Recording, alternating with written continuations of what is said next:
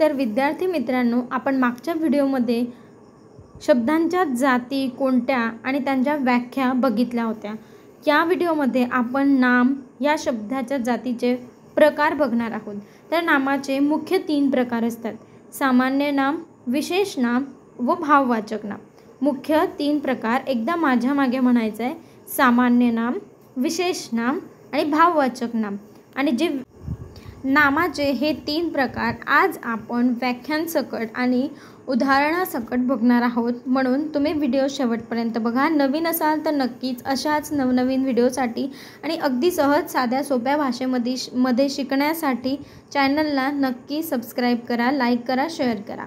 तर तुम्हाला हे नोट डाऊनसुद्धा करायचं आहे, जेणेकरून तुम्हाला रिव्हिजन करताना ते उपयोगी पडेल। बघूयात पहिला प्रकार म्हणजेच सामान्य नाम। सामान्य नाम एकाच जातीच्या पदार्थातील समान गुणधर्मामुळे त्या वस्तूला मिळालेलं नाव म्हणजे सामान्य नाम होय। साध्या सोप्या भाषेत सांगायचं झालं तर कोणताही पदार्थ असतो, कोणत्याही गोष्टीचं जे सामान्य नाव असतं, उदाहरणार्थ मुले, मुली, शाळा, तर हे काय आहे? सामान्य नाव आहे। नदी, शहर, शाळा, तर मी स्पेसिफिक कोणतंही नाव घेतलेलं नाही की त्यामुळे तुम्हाला कळेल की मी नेमकं कोणत्या व्यक्तीविषयी किंवा कोणत्या शाळेविषयी किंवा कोणत्या शहराविषयी, कोणत्या नदीविषयी बोलते आहे, हे तुम्हाला क्लिअर होणार नाही। नदी म्हटलं तर भरपूर अशा नदी त्याच्यामध्ये येतील, म्हणजेच नद्यांचा पूर्ण समूह त्यांच्यामध्ये येईल। कोणत्याही नदीचं नाव आपण त्याच्यामध्ये घेऊ शकतो, पण जर मी नदी म्हणते तर हे आहे सामान्य नाम, जे की एखाद्या समूहासाठी वापरलं जातं।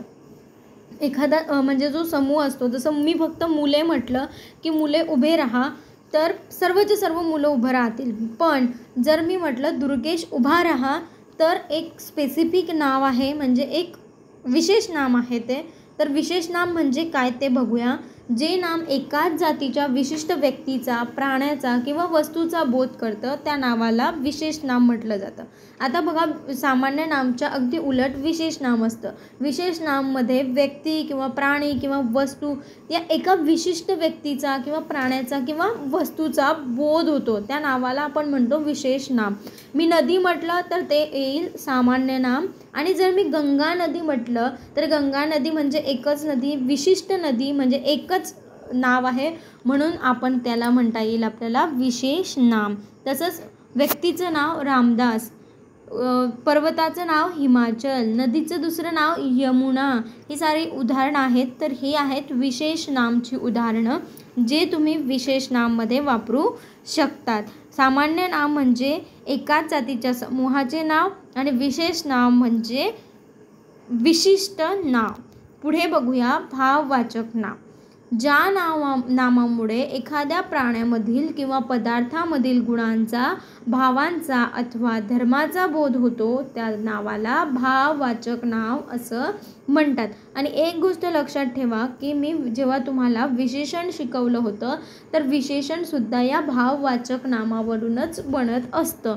हे जे भाववाचक नाम असतात, जसं आनंद, दुःख, हर्ष, उल्हास, हे काय आहे? सर्व भाववाचक नाम आहेत। एखाद्या आपल्यामध्ये असणाऱ्या एखाद्या भावाचं, भाव, फिलिंग्स ज्याला आपण म्हणतो किंवा गुण आपण ज्याला म्हणतो, तर त्याचं जे नाव असतं ते असतं भाववाचक नाव। आणि त्याच्यापासूनच वेगवेगळी जी विशेषणं असतात ती तयार केली जातात।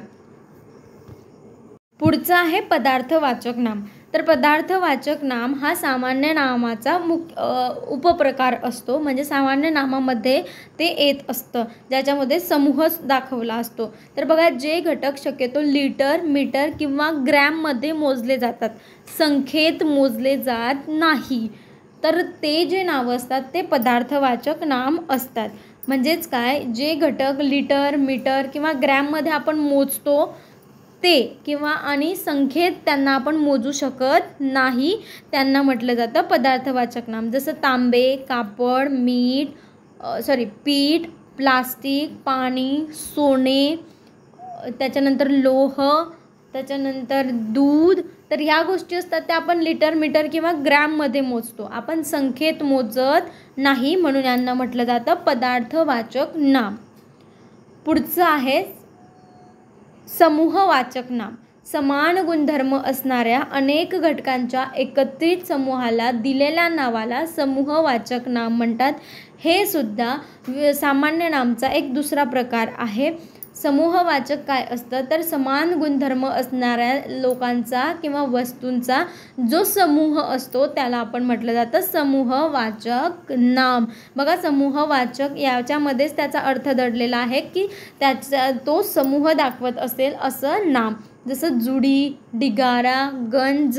तर ह्या गोष्टी काय आहेत बघा, कोथिंबिरीची जुडी, तर भरपूर अशा कोथिंबिरीच्या काड्या मिळून त्याची जुडी बनते आणि म्हणून तिथं म्हटलं आहे की जुडी म्हणजेच काय, हे आहे समूहवाचक नाम.